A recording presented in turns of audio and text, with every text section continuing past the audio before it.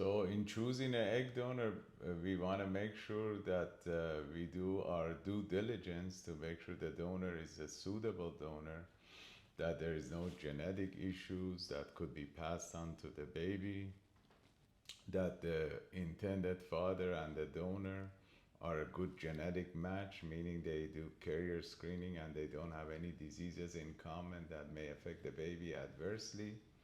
In addition, we want to make sure that the donor is young. Usually, we like the egg donors to be under age 32, and that the donor has had an ultrasound and some blood tests to make sure they have plenty of eggs to be used.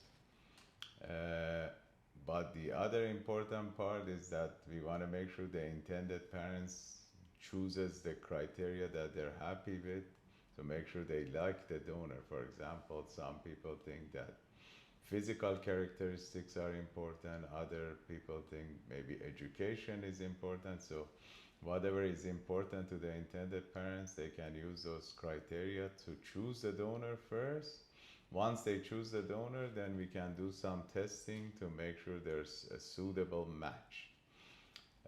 Other things to look for, sometimes the egg donor may have donated eggs before, so it will be very important for us to know that information too, because a proven egg donor, meaning somebody that donated eggs before that resulted in a pregnancy, obviously will be preferred, because in that situation we know that the eggs that were donated were good, resulted in a pregnancy, so we know that the donor has good productive eggs.